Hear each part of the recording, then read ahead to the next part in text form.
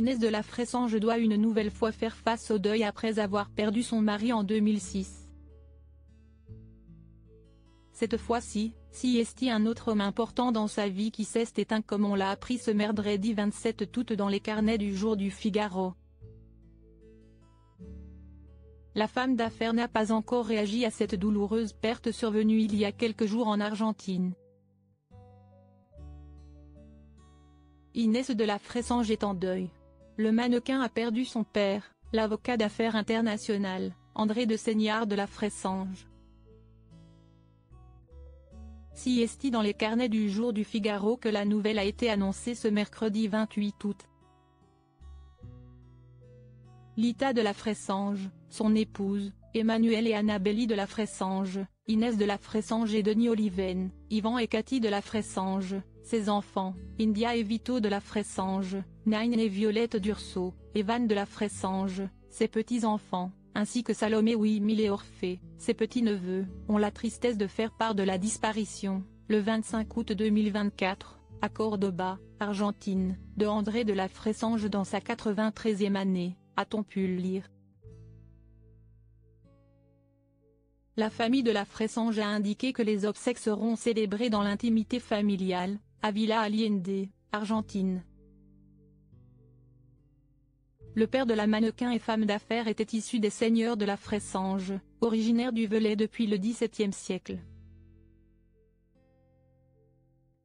Parmi les aïeux d'Inès de la Fressange, on retrouve Henri-Jacques Hilaire de Seignard de la Fressange, officier de la garde royale sous la Restauration et député de la Haute-Loire de 1837 à 1848.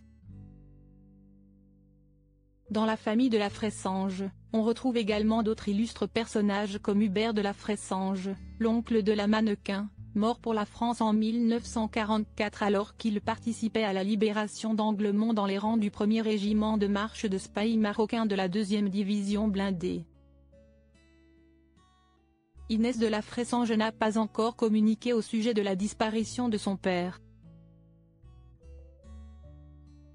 Inès de la Fressange face à la perte de l'autre homme de sa vie. Ce n'est d'ailleurs pas le premier deuil auquel elle doit faire face dans sa vie puisqu'elle a également perdu son mari, Luigi d'Urso, un homme d'affaires et marchand d'art italien décédé d'un malaise cardiaque en 2006 à l'âge de 55 ans.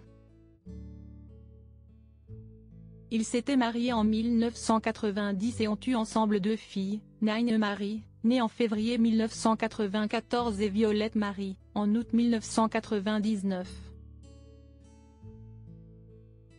Violette d'Urso, la plus jeune fille du couple, s'était confiée sur la mort de son père dans un livre paru en 2023 et intitulé « Même le bruit de la nuit a changé ».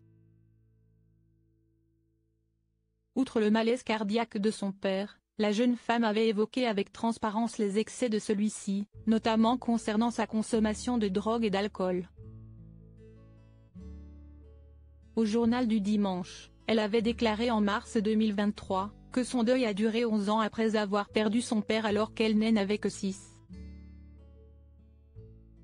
La perte d'un parent, quand on est enfant, est une expérience de deuil particulière. On est détruit au moment même où l'on se construit, avait-elle expliqué.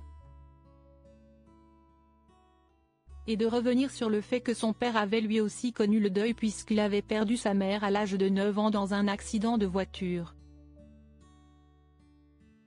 Il a comblé le vide avec l'héroïne, comme j'ai comblé le vide avec les mots. Je suis bien la fille de mon père. Il a perdu sa mère tôt.